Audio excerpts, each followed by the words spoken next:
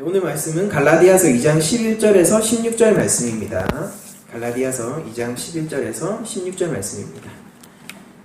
오늘 제가 한 절 읽고 그리고 여러분들이 한 절 읽고 그 마지막 절은 다 함께 읽는 것으로 말씀을 교독했으면 좋겠습니다. 다 찾으신 줄로 믿고 제가 먼저 시작하도록 하겠습니다. 게바가 안디옥에 이르렀을 때 책망받을 일이 있기로 내가 그를 대면하여 책망하였노라. 게바가 이방인과 함께 먹다가 그들이 오매 그가 할례자들을 두려워하여 떠나 물러가매 남은 유대인들도 그와 같이 외식함으로 바나바도 그들이 외식에 유혹되었느니라. 그러므로 나는 그들이 따라 바르게 행하지 아니함을 보고 모든 자 앞에서 게바에게 이르되 내가 유대인으로서 이방인을 따르고 유대인답게 살지 아니하면서 어찌하여 억지로 이방인을 유대인답게 살게 하려느냐 하였노라.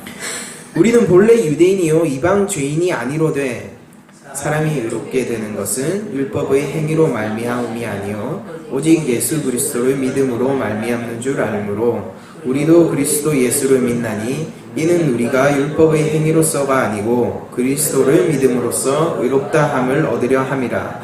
율법의 행위로서는 의롭다 함을 얻을 육체가 없느니라. 아멘. 이제 화요일이면 이제 대선 투표 날이 되었죠. 그래서 여러분들 개혁주의 성도들은 투표를 합니다. 사회로부터 격리되어 있는 게 개신교의 어떤 모토가 아니에요.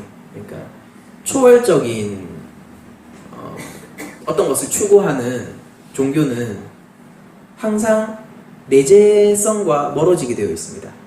그래서 산속을 들어가든지 아니면 속세로부터 뭐 인연을 끊는다라는 우리 표현도 있지 않습니까? 그런 식으로 사회나 어떤 세속 사회로부터 멀어지는 것이 초월을 추구하는 종교의 특징이거든요. 근데 기독교는 초월적이면서 동시에 내재적인 종교예요. 그래서 초월의 하나님을 우리가 추구하지만은 그 초월의 하나님을 우리가 실제 이 내재되는 이 사회 속에서 그리고 내가 살아가는 일상 속에서 늘 하나님과 동행하는 것으로 우리가 하나님의 자녀임을 증명하는 삶을 사는 게 기독교입니다. 그래서 이게 철학적이거나 논리적으로는 말이 안 돼요. 그런데 기독교는 그렇게 얘기한단 말이에요. 왜냐하면 그게 진리이기 때문이죠. 그러니까 인간의 이성이나 논리를 통해서 만들었으면은 이런 교리가 나오지 않았을 거예요. 근데 진짜 하나님은 초월해 계시고 또한 이 땅에 내재해 계십니다. 그렇기 때문에 우리의 삶도 사회로부터 격리되는 삶이 아니라 사회 가운데서 빛과 소금의 역할을 하는 삶이 바로 기독교인들의 삶이죠. 그래서 여러분들 투표하시길 바라고 여러분들이 아시고 있는 말씀대로 이렇게 하나님의 나라를 생각하면서 서로 지지하는 후보들을 투표하시는 시간이 되었으면 좋겠고요. 아무튼 오늘 이제 본격적으로 이제 말씀으로 들어가자면은 제가 의롭다함을 얻는 믿음이라는 제목으로 오늘의 말씀을 전하려고 하는데 이신칭의에 관한 내용입니다. 그러니까 어떻게 하다 보니까 이제 갈라디아서를 하다 보니까 어느 정도는 교리 설교처럼 이렇게 되는, 제가 교리 강해를 염두에 둔 건 아니지만 교리 강해처럼 이렇게 진행되는 형식도 어느 정도 있는데요. 이신칭의 믿음으로 의롭다함을 얻는다. 이 말은 굉장히 지금 한국교회 안에서는 위험한 말이 되었습니다. 왜 위험한 말이 되었느냐라고 하면은 이 믿음으로 의롭다함을 얻는다라는 것 자체가 많은 비판을 받고 있고 기독교 역시 그 비판에 대해서 어느 정도 자신있게 아니다라고 얘기할 수 없는 상태이기 때문이죠.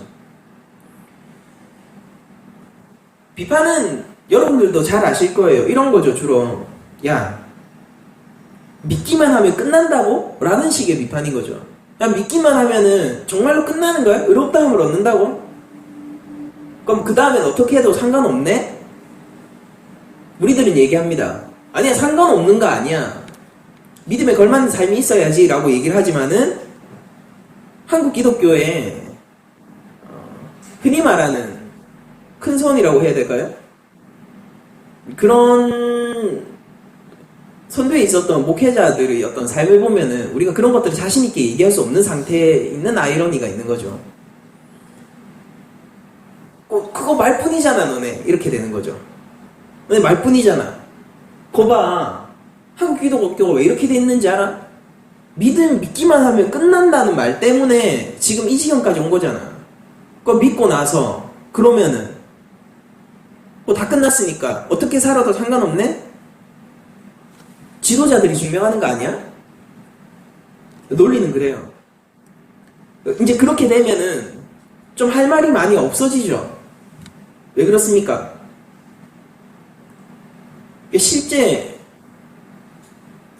우리의 도덕적인 삶이나 빛과 소금이 되는 삶의 그런 영향력을 선하게 끼치지 못하고 있는 현실이 우리의 입을 막아서는 거죠.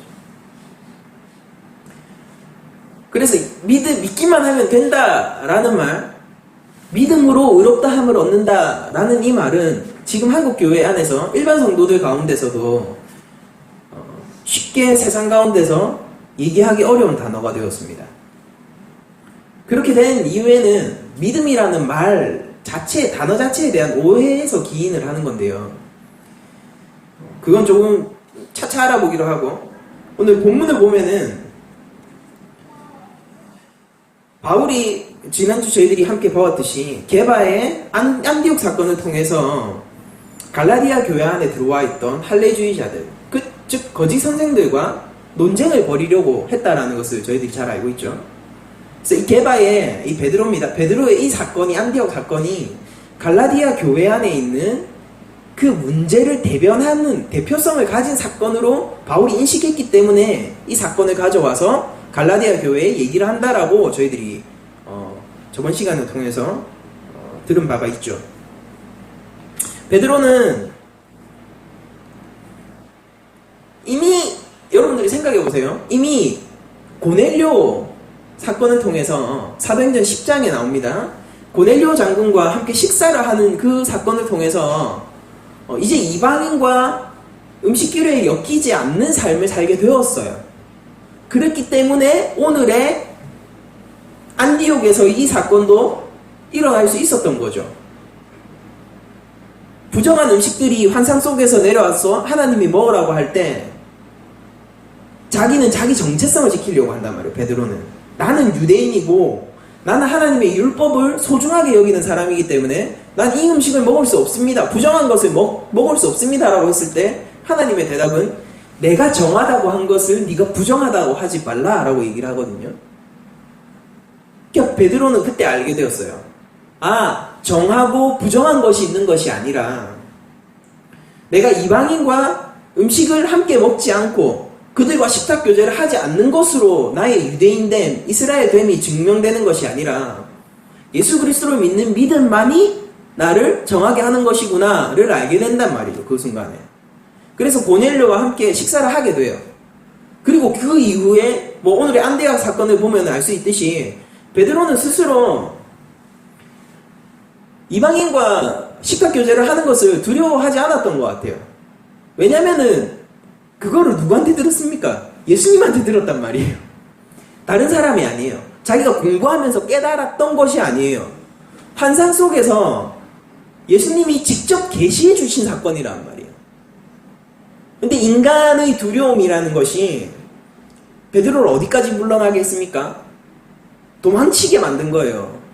예수님이 직접 알려주신 사실, 그래서 그 이후로 꺼리낌 없이 이방인과 식사를 했지만은 예루살렘 교회의 영향력, 자기가 속한 유대 사회의 문화, 이런 것들 때문에 예수님한테 직접 들은 그 진리의 말씀조차도 양보하게 되는 사건이 안디옥 사건의 그 본질이라는 것이죠.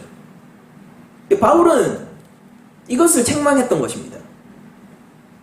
그래서 이것을 단순히 음식 규례에 얽힌 이거를 이방인과 먹으면 돼 안 돼의 사건이 아니라 진리의 문제로 봤던 거죠. 이 사건을 통해서 진리의 문제를 다뤄야겠다라고 바울이 이 사건을 꺼내든 것이죠.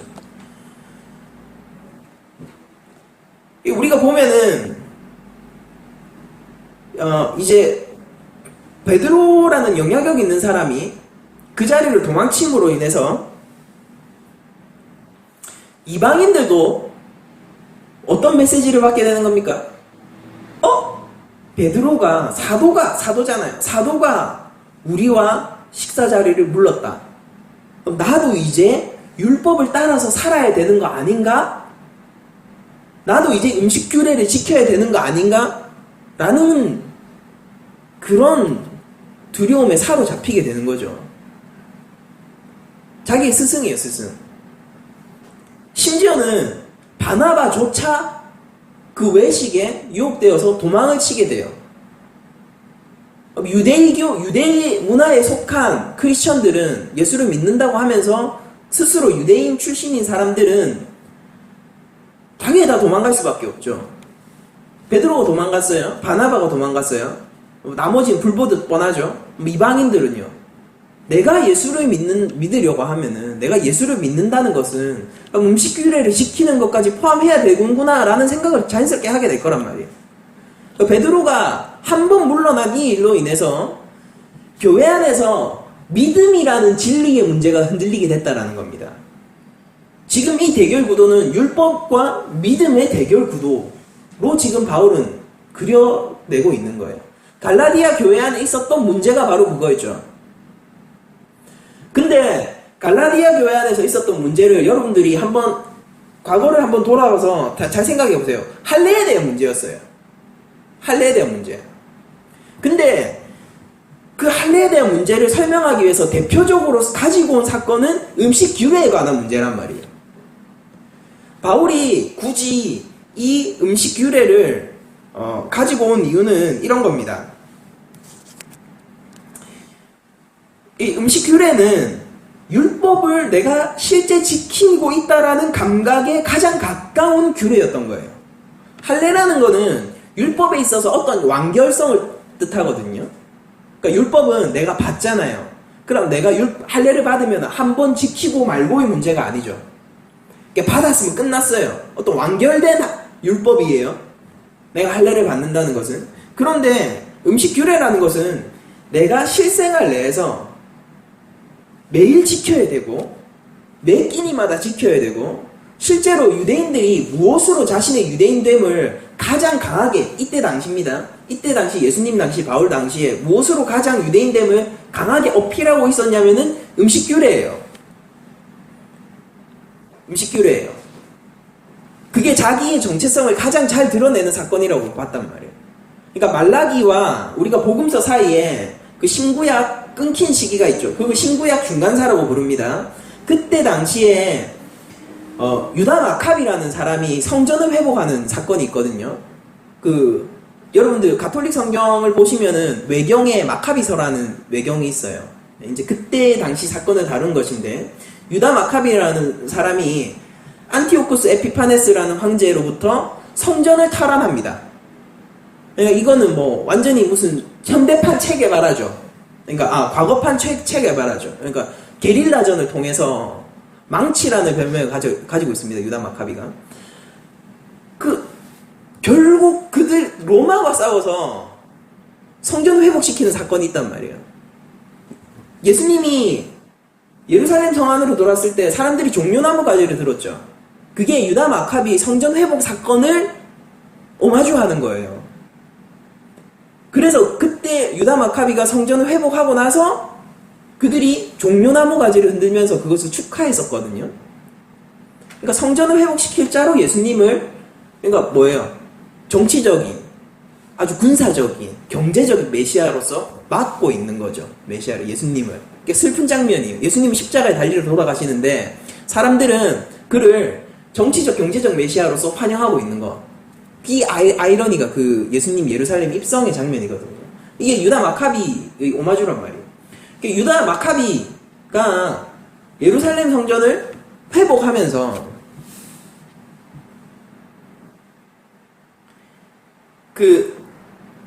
거기에 속한 군사들과 예루살렘 유대인들이 무엇으로 끝까지 저항하냐면은 음식을 먹지 않는 것으로 끝까지 저항합니다. 무슨 말인지 아시겠어요?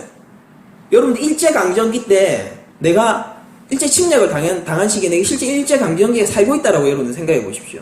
일본 사람들이 우리의 민족성을 뺏어가려고 해요.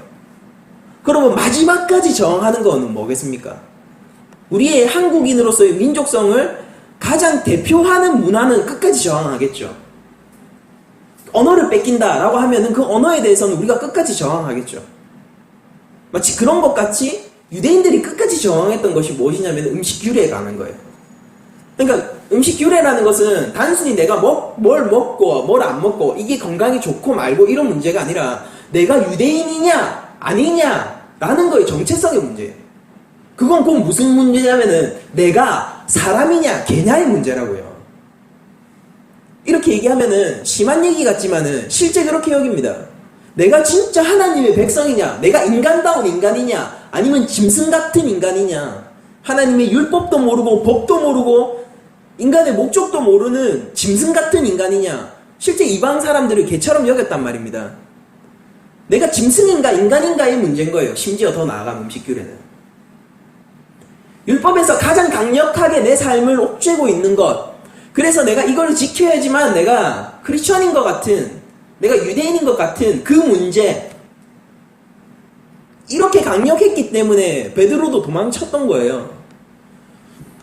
그 문제에 있어서, 그 강력한 문제에 있어서 바울은 지금 뭐라고 얘기하냐면은 율법은 사람을 선하게 할 수 없다. 믿음으로 의롭다함을 받는다라는 얘기를 하고 있습니다. 유대인에 대한 완전한 부정 같아요, 이거는. 율법, 하나님의 의인가? 이 율법에 대한 완전한 부정 같아요. 정말 그런지는 우리가 한번 지켜보도록 하고요. 그러니까 이건 굉장히 심각한 문제고, 지금 바울이 지적하고 있는 것은 갈라디아 교회 안에 단순히 할례를 받고 안 받고의 문제가 아니라 이 할례의 문제를 너희들이 허용하고 여기에 고개를 끄덕이는 순간 너네 삶 전체가 할례를 비롯한 율법의 삶으로 넘어간다를 지금 경고하고 있는 겁니다. 바울의 문제인식은 이거예요. 너네가 여기서 한 발 물러나는 순간 할례를 허용하고 그것으로 유대인의 율법을 받아들이는 순간 너네들은 율법의 종이 다시 될 것이다. 너희 삶 전체를 그건 지배할 거다. 라고 지금 얘기를 하고 있는 거고, 그것을 실제 갈라디아 교회 안에서 바울은 지금 보고 있는 겁니다. 한국 교회로 다시 한번 넘어와 보죠. 한국 교회는 우리가 부정할 수 없는 사실 중에 하나가 뭐냐면은 한때 교회의 정신이 성장, 부흥에 있었다는 것은 우리가 사실은 부정할 수 없는 사실입니다. 교회는 성장해야 됐고, 교회는 부흥해야 했었고, 사회로 퍼져나갔어야 됐었고, 더 큰 교회, 기업적 교회, 프로그램 중심의 교회들이 그런 바탕 위에서 생겨나게 된 것이죠. 교회의 정신이었어요, 그때는. 그런데 그렇게 성장 중심의 교회로 우리가 나아가게 됐을 때 부작용이 하나 생겨버렸는데, 그게 뭐냐면은 값싼 믿음의 전파였습니다.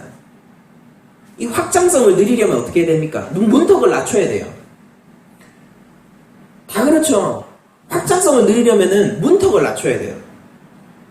그때부터 무슨 얘기가 돌았냐면은 예수 천국, 불신 지옥과 동시에 예수를 믿는 믿음으로 천국을 획득했으면은 마치 모든 사건이 끝난 것 같은, 내 삶의 모든 문제가 해결된 것 같은 복음이 강단에서 울려 펴지기 시작했단 말이에요. 교회 문턱을 낮추기 시작한 거예요. 실제 한국 교회는 부흥하고 성장했습니다. 그러나 한 가지 문제를 가져왔는데, 그게 구원관의 변질의 문제를 가지고 왔습니다. 은혜의 문제, 은혜를 내가 어떻게 인식하느냐, 이 문제에서 변질을 가지고 왔다. 그렇게 되었기 때문에 자연스럽게 방종한 기독교가 될 수밖에 없었습니다. 믿으면 돼, 회개하면 돼. 십자가의 삶이란 것은 그저 내가 큐티를 몇 번 하고 기도를 1시간, 2시간 하고 하나님 도움으로 어떤 문제를 돌파하고 이런 정도로만 여겨졌고, 내가 실제 살면서 치열하게 믿음의 경주, 바울이 얘기하는 거, 이신칭의를 말한 바울이 얘기하는 단어지 않습니까? 믿음의 경주를 하는 것, 내가 군사로서 살아가는 것에 대한 치열한 고민, 실존적 고민이 사라져버렸단 말이에요. 그러니까 문제만 있을 뿐이고, 삶의 어떤 문제만 있을 뿐이고, 그것을 도와주는 하나님만이 있을 뿐이고, 나는 이미 모든 문제가 해결돼서 구원을 얻었으니 아무것도 나를 막을 수 없고 거칠 것 없는 사람처럼 스스로를 여기게 만들고, 이런 것들이 굉장히 심각한 부작용들을 한국교회에 불러오게 된 것이죠. 그 부작용의 열매를 지금 우리가 맡고 있는 거예요. 사회로부터의 질타, 한국교회가 맺은 열매입니다. 우리가 살면서 이제 크리스천이라고 얘기했을 때, 제가 어릴 때만 해도 그래요. 목사라고 얘기하면 기본적인 존경이 있었어요. 성직자로서의 존경이 있었어요. 근데 지금은 목사라고 얘기하면 뭐라고 합니까? 사람들이 먹사라고 해요. 먹사. 먹통 같은 인간이라고. 제가 어디 가서 전도사라고 하면은 사람들이 별로 안 좋아해요. 전도사, 교회 다니네? 약간 꼴통이겠네. 약간 이렇게 본단 말이에요. 저 꼴통은 맞는데, 근데 이게 인식의 변화가 세상의 잘못이 아니란 말이에요. 교회가 맺은 열매입니다, 이것은. 우리가 마치 갈라디아 교회가 할례의 문제에서, 이게 구원의 문제 아닙니까? 구원간의 문제고 칭의의 문제예요. 여기서 한 발 물러나서 타협을 하는 순간 그 삶 전체가 율법으로 넘어간다라고 경고한 바울의 경고처럼, 우리 한국교회는 구원간의 문제에서 사실은 한 발 물러났었고요. 이건 뭐 부정할 수 없는 사실이에요. 한 발 물러났었고요. 그 한 발 물러남으로 말미암아 지금 우리는 아주 혹독한 열매를 맺을 수밖에 없는 상황에 있습니다. 여기서 우리에게 다시 필요한 것이 무엇일까요? 낮은 자리 교회에 필요한 것이 무엇일까요? 바른 믿음의 회복이에요. 지금 그 열매 가운데서 또 다른 잘못된 열매들이 맺히고 있는데, 그게 뭐냐면은 도덕적 기독교에 대한 요구예요. 도덕적 기독교에 대한 요구입니다. 제가 안타까운 게 그거예요. 기독교에 대해서 우리는 다시 이렇게 외치는 거예요. 야, 지금 이 열매를 봐라. 우리가 맺은 이 나쁜 열매들을 봐라. 이걸 회복하기 위해서 우리는 다시 세상이 인정할 만한 도덕적인 삶을 회복해야 되지 않겠느냐라는 거죠. 그게 교회 개혁의 주체가 되면 안 돼요. 근데 기독교는 도덕이 중심인 종교가 아닙니다.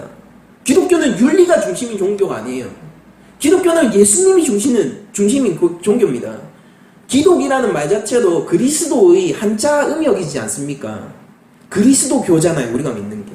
예수님이 중심이 되어야 되고, 믿음이 중심이 되어야 되고, 은혜가 중심이 되어야 하는 이 종교에 지금 우리가 맺은 잘못된 열매 때문에 그 반동으로, 그 반대급부로 또 다른 극단이 한국교회에 들어왔단 말이에요. 그게 무엇입니까? 삶을 바로 잡아 교회 안에서의 부패를 없애. 다 해야 돼요. 다 해야 되는데 제가 반대하는 게 아닙니다. 근데 그게 목적이 되어버린 기독교가 또 들어가게 됐다고요. 그런 기독교를 우리가 이미 역사를 통해서 한번 경험했어요. 그걸 우리가 알미니우스주의라고 하고 자유주의 신학이라고 부릅니다. 근데 그게 다시 정통을 지킨다라는 한국교회 안에, 장로교 안에 다시 들어오게 됐다고요. 지금 한국교회는 이상한 양쪽, 양극단의 열매를 함께 붙들고 있는 형상이 되었습니다. 한 손에는 믿으면 다 돼, 믿기만 하면 다 돼 라는 열매이고, 또 한편으로는 예수를 믿으면은 치열한 도덕적 삶을 살아야 되는 거야. 그게 예수님을 믿는 삶이라는 거야.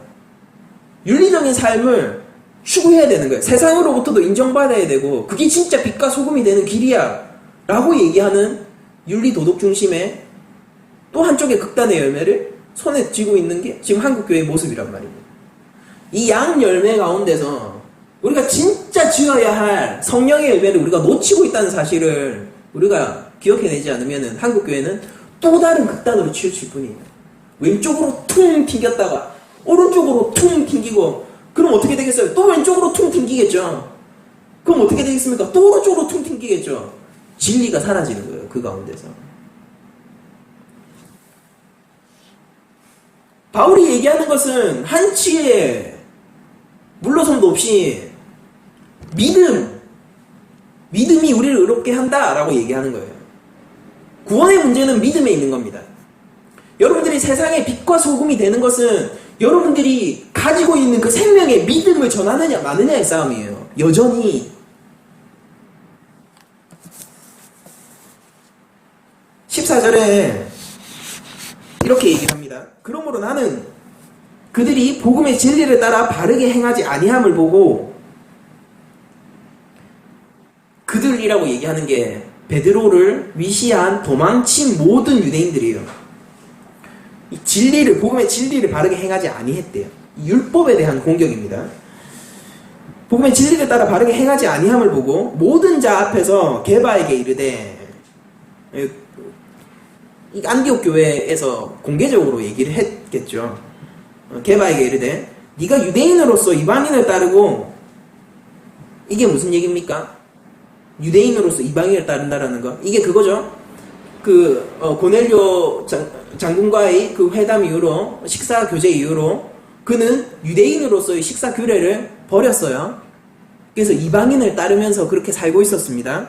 따르고 유대인답게 살지 않으면 하면서 어찌하여 억지로 이방인을 유대인답게 살게 하려느냐 하였노라 라고 얘기를 하죠. 네가 예수님의 진리 가운데서 이제 식사 규례가 아니라 복음의 진리로 이방인과 교제를 하고 있으면서 왜 지금 도망쳐서 그들을 또 미혹하느냐라는 거예요. 그 어린 성도들을 왜 사도인 네가 미혹하느냐라는 겁니다. 우리는 본래 유대인이요 이방 죄인이 아니로되라고 15절에서 얘기를 하고 있는데, 이게 유대인은 선하고 이방인은 죄인이고 이걸 얘기하려고 하는 게 아니라, 앞으로의 논지를 보면은 이렇게 얘기한 것은, 우리가 유대인들은 율법을 들고 있지만은 이 율법은 절대 우리를 구원할 수 없다는 것을 이야기하기 위해서 지금 이걸 얘기하는 거예요.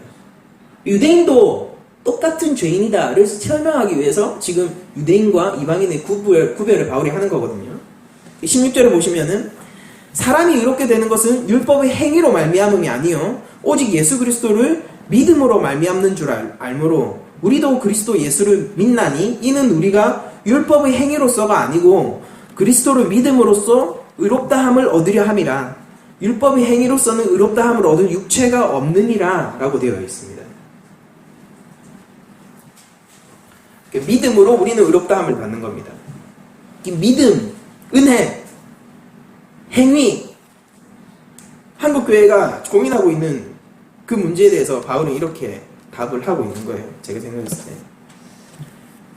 여러분들 이 안디옥 사건은 갈라디아 교회뿐만이 아니라 지금 현재 우리 교회, 그리고 더 나아가서는 한국교회, 더 나아가서는 지금 세계의 모든 교회들이 겪고 있는 이 지금 현 시대 가운데서 이 교회가 겪을 수밖에 없는 진통을 정확하게 짚어내는 그 맥락의 사건, 그리고 맥락의 해석이라고 볼 수밖에 없어요. 제가 봤을 때. 여러분들 새 관점이라는 것을 한번 들어보신 적이 있습니까? 새 관점. 이게 무슨 얘기냐면은 바울에 대한 새로운 관점이라는 거예요. 한국교회에 지금 많이 들어와 있고 여러분들도 어쩌면은 그것을 만나실 수 있기 때문에 제가 잠시 설명을 해드리겠는데요. 이 새 관점이라는 것은 유대교에 대한 이해가 바뀜으로부터 시작되었습니다. E.P. 샌더스라는 학자가 있어요. 그 학자가 유대교에 대한 이해를 조금 달리 했었습니다. 보통 우리가 유대교에 대한 파악을 할 때 이제 자료들을 탈무드나 아니면 유대 문헌들에서 찾게 되는데, 이 샌더스라는 학자는 아주 우리가 연구하고 있던 문헌들을 아주 극도로 줄입니다. 왜냐하면 당시 시대상을 후기의 문헌들이 당시 시대상을 정확하게 재현할 수 없다라고 해서 제약을 걸어서 진짜 당시에 기록되었던, 그리고 아주 그때 당시의 시대를 잘 반영한다라고 평가되고 있는 문헌들로만 자료를 제안했어요. 자료를 제안해서 어떻게 했느냐면은 그걸 가지고 유대교를 다시 연구한 겁니다. 그렇게 다시 연구했을 때 E.P. 샌더스의 유대교에 대한 시각은 이전의 유대교에 대한 시각과 달라진 결과를 얻게 됩니다. 그게 이겁니다. 언약적 율법주의라는 거예요. 유대교를 우리가 흔히 율법주의적 종교로 알고 있죠. 그런데 E.P. 샌더스는 아니다. 이것은 그냥 율법주의가 아니라 언약적 율법주의다 라는 얘기를 했습니다.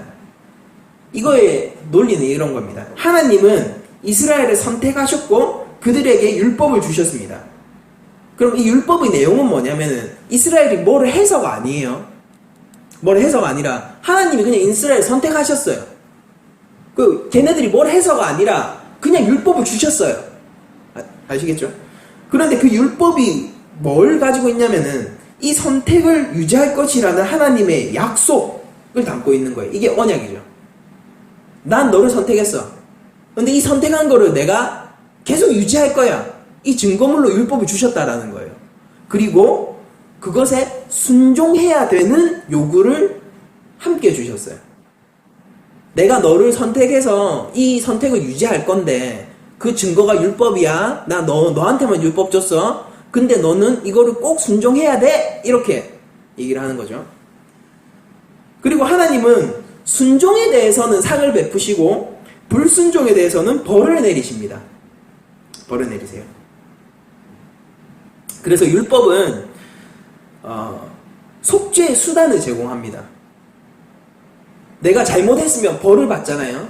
그러면은 이 벌은 영원한 죽음으로 이룰 수 있지 않습니까? 그러니까 율법을 통해서 또 내가 제사라든지 속죄제가 대표적이겠죠. 속죄제 같은 것들을 통해서 속죄 수단을 제공하고 내가 그렇게 속죄 받았을 때 그 언약 관계가 다시 유지되는 거예요. 순종과 속죄와 하나님의 긍휼로 언약 안에 보존된 모든 사람들은 이게 무슨 얘기입니까? 내가 살면서 끝까지 이 율법을 잘 지켜내면 내가 잘못했을 때 또 제사도 잘 드리게 되면 그래서 끝까지 율법의 테두리 안에 있는 것이 성공하면은 그 사람은 구원을 받게 될, 영원히 구원을 받게 될 무리에 속하게 된다라고 얘기를 한 거예요. 쉽게 설명하면 이거예요. 하나님은 은혜로 이스라엘 백성을 선택하셨습니다. 그런데 거기에 머무르는 것은 누구의 노력이 있어야 된다는 거예요? 나의 노력이 있어야 된다는 거예요. 그래서 내가 이 율법의 테두리 밖으로 나갈 수도 있고 거기에 머무를 수도 있어요. 근데 그건 내 힘이에요. 근데 내 삶을 사는 동안에 그 율법의 요구를 충실히 어쨌거나 해 나갈 때 나는 최종적으로 구원을 받게 된다라는 겁니다. 유대교에 대한 이해를 E.P. 샌더스가 이런 식으로 했어요. 전 이것을 믿지는 않습니다. 토라를 보시면은 아시겠지만은 토라 역시 하나님이 징계를 하고 이러는 것은 하나님의 자녀로 끝까지 지키시기 위함이에요. 여러분들 오해하지 마십시오. 거기서 잘못하면 탈락할 수 있고 그런 것은 아닙니다. 그러니까 아무튼 제가 언약적 율법주의적 관점으로 다시 얘기를 하면은 이런 식으로 유대교에 대한 이해를 냈어요. 그러니까 이게 획기적이었던 거죠. 획기적이었고 제임스 럴이라는 학자가 이것을 바울에게까지 가져옵니다. 이때 세 관점이 탄생해요. 바울의 구원관 역시 이랬다라고 얘기하는 거예요. 그러니까 바울은 율법주의적 유대교랑 싸운 게 아니라는 거예요. 그가 가진 구원관 역시 그 율법주의적 언약적 율법주의 그 메커니즘을 그대로 가져온 구원관을 가지고 있었다라고 얘기를 하는 겁니다. 쉽게 얘기하면 이런 거예요. 여기서 율법 대신에 하나님의 은혜, 믿음 이런 것들을 대입하면은 그게 바울이 구원관이 된다는 겁니다. 뭘 얘기를 하는 거냐면은 바울은 하나님의 은혜로 첫 번째 칭의를 받게 된다라고 얘기를 했다는 거예요. 첫 번째 칭의. 이게 말이 생소하죠. 첫 번째 칭의? 그럼 무슨 얘기겠어요? 두 번째 칭의도 있다는 소리죠. 그게 뭐냐면은 내가 하나님의 선택과 은혜로 이건 내 노력이나 어떤 내 힘이 아니에요. 하나님의 사랑이에요. 무제한적인 그냥 선택입니다. 그것으로 내가 선택을 하나님 앞에 받게 되면은 그 다음부터는 내가 그 은혜에 걸맞는 삶이 있어야 된다고 하는 겁니다. 한국 교회 안에 들어와 있는 논리와 비슷한 것 같지 않으세요? 잘 구분하세요. 내가 하나님의 선택을 받았어. 이제 하나님 백성이 됐어. 내가 의의 테두리 안에 들어왔어. 칭의를 통해서. 근데 여기에 딱 들어왔는데 내가 이 신분, 하나님의 자녀라는 신분을 유지하기 위해서는 하나님이 주신 새 율법이죠. 새 계명을 잘 지키는 사람이 되어야 돼라는 겁니다. 내가 그거를 잘 안 지키는 사람이 되면은 탈락될 수 있는 거예요. 그때 나는 회개하고 돌이켜서 다시 그 칭의의 영역으로 다시 들어와야 돼요. 근데 만약에 거기서도 내가 마음을 돌이키지 않고 거기서도 내가 끝까지 하나님 앞에 반항을 하면은 그 징계 가운데서도 하나님 마음을 돌리시려는 시도 가운데서도 내가 끝까지 마음을 돌리지 아니하고 그 자리에 있으면은 어떻게 된다는 소리입니까? 그는 지옥으로 간다고 그 말이에요. 여기서 이런 얘기를 더 합니다. 톰 나이트라는 학자가 이거를 구원론에서 교회론으로 갖고 와요. 제가 자꾸 신학적인 용어를 얘기하니까 이해가 힘드실 수도 있지만은 이렇게 생각하시면 돼요. 이걸 대중화시켰다라고 제가 얘기를 하는 겁니다. 톰 나이트라는 학자가 영국 성경의 신학자거든요. 여러분들 책도 어쩌면 한 권씩 가지고 계실지도 몰라요. 신앙서적 가운데서. 근데 이 학자가 그거를 교회 안에 삶의 실천 내용으로 적용을 시켜버립니다. 여러분들 하나님 은혜예요. 하나님 은혜. 여러분들 구원받은 거 하나님 은혜예요. 용어가 우리랑 다 똑같다니까요. 그게 진짜 무서운 거예요. 하나님 은혜입니다. 여러분들 구원받으셨어요. 근데 여러분들 구원에 합당한 삶을 사셔야죠. 여러분들이 그렇게 살지 못하면은 하나님 앞에서 여러분들이 내쳐질 수 있습니다 라고 얘기를 하는 거예요. 그러니까 한국 교회 안에서 지금 선풍적인 인기몰이를 지금 하고 있는 중입니다. 왜 그런지 아세요?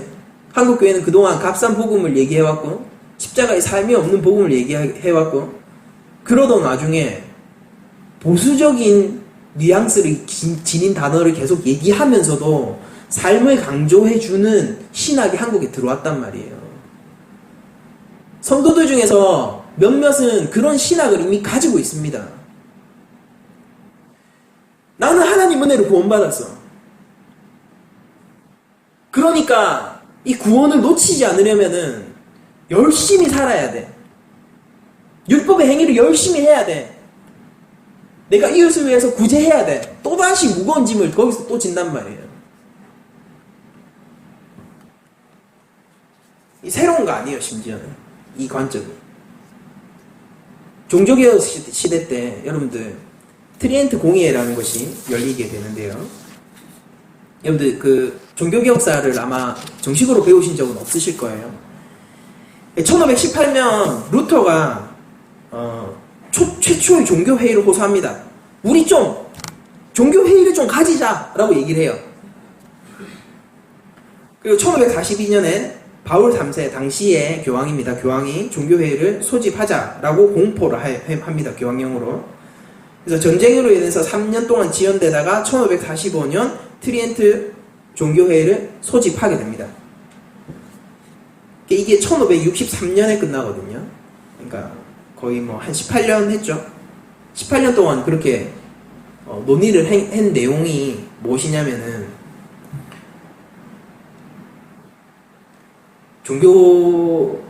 종교개혁의 세력의 그 칭의로는 가짜다입니다. 종교개혁이 일어나고 루터는 가톨릭이 개혁되길 바랬지 자신이 가톨릭으로부터 떨어져 나오기를 원하지 않았어요. 근데 트리엔트 공의회를 통해서 가톨릭은 공식적으로 우리는 변할 마음이 없다라는 것을 공표한 사건이 됩니다. 그때 결정을 내렸던 칭의가 무엇이냐면은 오늘날 있는 우리의 그 세관점의 칭의론과 동일한 칭의론을 그때 가지게 되는 거예요. 세례와 관련해서 세례를 받으면 최초의 칭의를 받게 된다라는 거예요. 이건 믿음이나 이런 게 아니라 교회의 전통입니다. 교회의 전통을 따라서 세례를 받으면은 그게 실제적인 효과가 나서 칭의를 받게 된다라고 하는 겁니다. 그래서 신분과 본성이 변화가 되는 거예요. 그 다음에 뭘 해야 되냐면은 신인 협력설 여러분들 들어보셨습니까? 사단과 하나님이 협동을 해서 두 번째 칭의를 받기 위해서 노력해야 된다라는 거예요. 그때 수단들은 뭐냐면 여전히 교회의 전통이에요. 미사에 참여하고 고해성사를 하고 이런 것들이죠. 그런데 이런 것들을 제대로 하지 못하면 너희들이 칭의에서 탈락할 수도 있고, 고해성사나 이런 것들을 잘하면은 너희들이 칭의를 다시 회복할 수도 있다라고 얘기를 하는 것이 트리엔트 공의의 최종적인 결론입니다. 오늘 세관점 학파들이 얘기하고 있는 그 칭의론과 다를 게 없죠. 거기에 그냥 믿음이라는 말을 대입하면 되고 도덕과 윤리라는 말을 대입하면은 그만이에요. 여러분들, 우리는 하나님으로부터 은혜를 받았고 하나님으로부터 선택이 되었습니다. 제가 한 가지 물어보고 싶은 것은 이거예요. 여러분들, 만약에 하나님이 선택하셨다라면은 그 선택을 인간이 거스를 수 있겠습니까? 하나님이 계획하셨다면은 그 계획을 누군가가 막을 수 있겠습니까? 하나님에 대한 인식의 문제예요, 이거는. 하나님이 내가 저를 구원하겠다라고 마음먹었으면은 내 의지가 거기에 소용이 있겠습니까? 하나님, 저 하나님 모르고 살고 싶어요 라고 얘기하고 있는 사람이 있는데, 하나님이 내가 너를 사랑한다라고 했을 때 그 사람이 하나님의 사랑을 느끼지 않을 재간이 있을까요? 나는 하나님하고 제발 끊어져서 살고 싶은데 라고 외치는 사람이 있는데, 하나님이 내가 저를 위해서 아들을 보내겠다라고 했을 때 그 예수님이 오심을 막을 수 있는 사람이 있겠습니까? 그 무엇도 우리의 구원을 끊을 수 없고요. 그 무엇도 하나님의 은혜로부터 우리를 떨어뜨려 놓을 수 없습니다. 우리가 이런 삶을 살고 이렇게 자꾸 세상으로부터 비난받는 삶을 살게 되면은 그게 교회가 아닐 것 같다라고 하는 걱정은, 그 걱정이 그리스도 안에 있을 때만 가능한 걱정입니다. 이 고민이 이런 식으로 가야 되는 거예요. 내가 예수님을 믿는 사람인데, 우리가 교회인데, 그리스도 안에서 구원받은 자로서 그 품격에 맞게 살아가는가에 대한 고민이면은 그런 고민들은 오케이예요. 그런데 반대로 똑같이 도덕적인 그런 윤리적인 고민을 하면서도 우리가 세상으로부터 너무 욕먹는 거 아니야? 이게 주가 되면은 그거는 교회 아닙니다. 윤리와 도덕 자체가 목적이 되어버리기 때문이에요.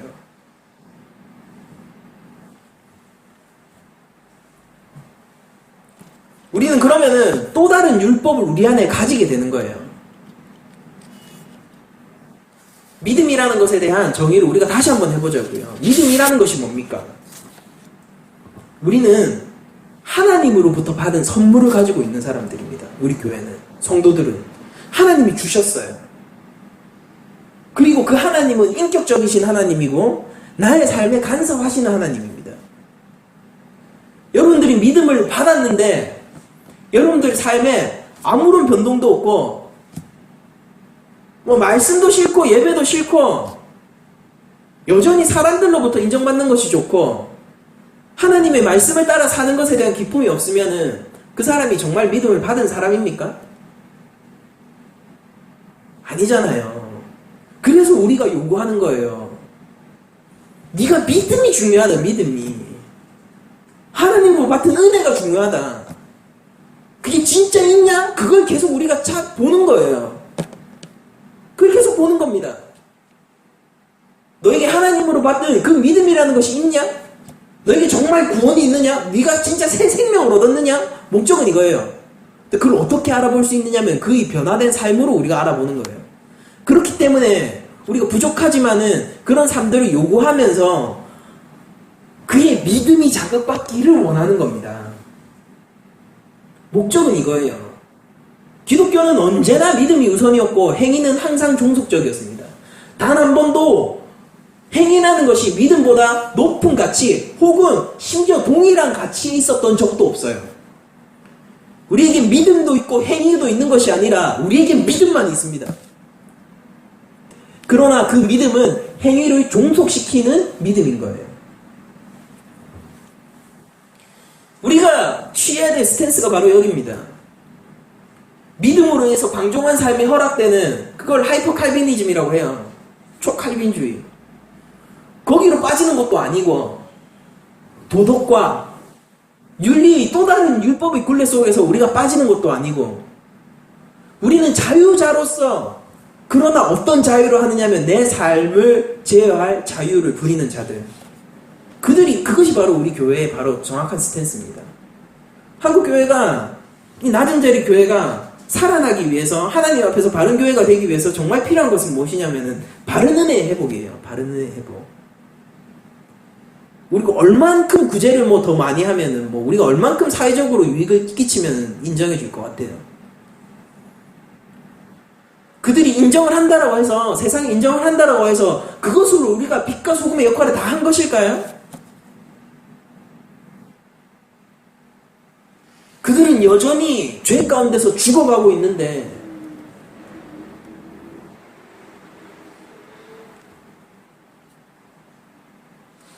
오직 믿음입니까? 라고 물어보면 저는 오직 믿음입니다 라고 얘기해요.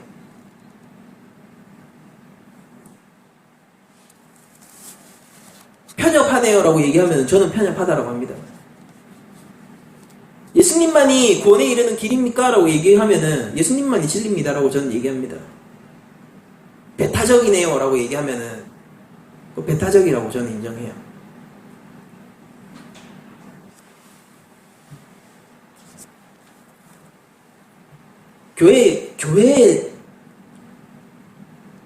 교회가 서야 되는 땅은 바로 그 땅이에요. 그리스도 위라는 땅. 그 안에서 믿음이 있는 것이고 그 안에서 행위도 가치를 가지게 되는 것입니다. 우리가 행위 자체에 몰입하고 몰두하게 되면은 우리는 또 다른 종교인이 될 것이고 또 다른 바리새인들이 될 것입니다. 바른 은혜가 있다면은 그러나 여러분들에게 바른 은혜가 있고 바른 믿음이 있다라면은 여러분들의 삶은 그 자리에 있을 수 없을 거예요. 하나님이 창조하신 창조의 원리 속에서 하나님이 세상에 정하신 질서 속에서 여러분들이 살게 될 것이고 하나님의 나라의 백성으로 하나님 나라의 그 원리에 따라서 살기를 원할 텐데 어떻게 여러분의 삶이 이전과 같을 수가 있겠어요? 이것도 거짓말이고 저것도 거짓말입니다. 양극단으로 여러분들 가지 마십시오. 좌로나 우로나 치우치지 말고 바른 믿음을 우리가 붙들어야 됩니다. 이 미묘한 싸움을 여러분들 아시겠습니까? 미묘하다고요. 미묘하다고요. 여러분들에게 조언을 해주는 신앙적 조언을 해주는 교환에서의 많은 동료들이 어디에서 어느 지점에서 조언을 해주는지 여러분들은 파악하기 힘드실 거예요.